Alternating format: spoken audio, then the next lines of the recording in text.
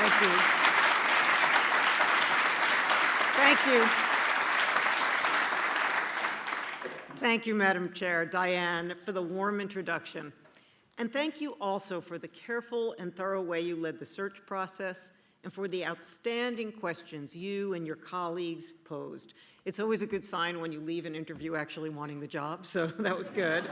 I was so impressed by John Jarvie and all of the Presidential Search Committee who inspired me to see the world of opportunities ahead for the Institute. And of course, I could not be more grateful to the Executive Committee and all of the members of the MIT Corporation for trusting me with the profound responsibility of leading MIT. To President and Mrs. Reif, Raphael and Chris, thank you so much for welcoming my family and me with such warmth and graciousness.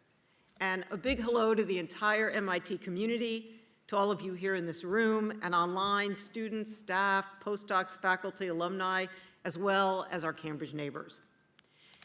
As anyone knows who has ever held a major leadership role, it would be impossible to do the job without great support from your family.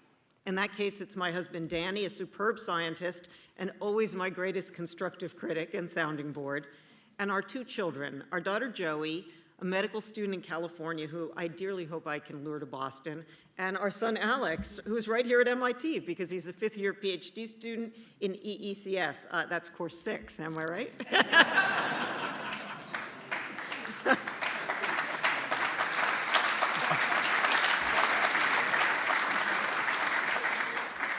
But the truth is, I'm here because of one other person who will never know it, the most transformative teacher of my life, the late Bill DeWitt. He was a biology professor at my undergraduate institution, Williams, and he taught a class that I only took because I had to take some science to graduate. I was majoring in political science, and I desperately needed to fulfill my science distribution requirement. I wound up in his class on human biology and social issues, and for me, it changed everything. As a poli-sci major, I should have been drawn to really the social issues side of the class, but suddenly, because of Bill's brilliant gifts as a teacher, I found myself fascinated by how cells function. I signed up for every biology class I could possibly cram in before I graduated, including an amazing course during winter study, which is very similar to IAP here at MIT. And I wound up getting a fellowship to study genetics at Cambridge. And this time when I say Cambridge, I mean the one in England, but from now on, I'll be talking about this one. Those 2 years in England introduced me to the subjects and the intellectual obsessions that would define my career. And not incidentally, they also introduced me to Danny. And they set me on the path that has brought me to the doorstep of MIT. So for all of you who are teachers, from graduate students to senior faculty, never underestimate your impact. It is amazing what can blossom when you sow the seeds of curiosity and inspiration. Though I grew up in the Northeast, living in North Carolina for nearly 30 years has given me a real appreciation for Southern hospitality. But I have to tell you, the warmth and welcome I've received from all of you here at MIT has been incredible. Of course, this is not my first time on the MIT campus, but each time I've gotten a glimpse of what makes MIT so remarkable. I've been here several times as an MIT parent, so I got to have a look at one slice of the intense world of MIT research, as well as a sense of the amazing creative energy of your graduate students and postdocs. Before that, I actually came once as part of a sort of visiting herd of provosts, and I'll never forget looking out the window at the grand space of Killian Court, seeing a huge crowd of students making something that looked like go-karts or maybe catapults, I'm not really sure. But I'm told I will come to know this delightful phenomenon as 2009. MIT education at its hands-on best. So here, as your president-elect, I see the most important thing of all, this remarkable creative community.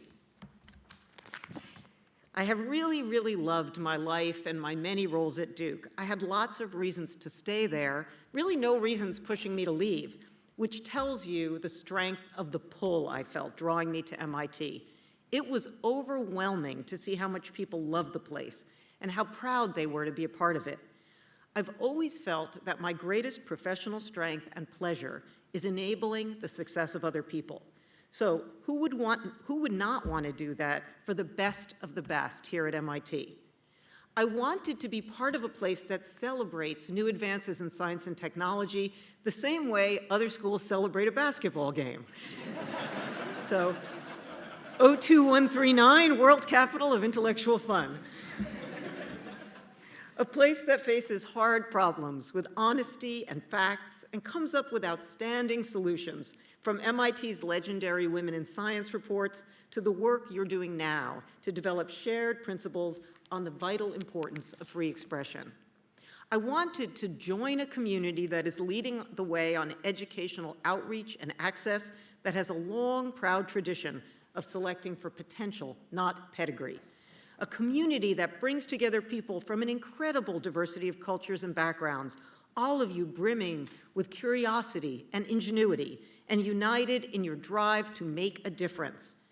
And maybe above all, I was drawn here because I believe that MIT is uniquely poised to harness the power of science and technology all along the continuum, from fundamental science to engineering innovations for society, and deeply enriched by the wisdom and inventive power of the humanities, the arts, the social sciences, management, and design.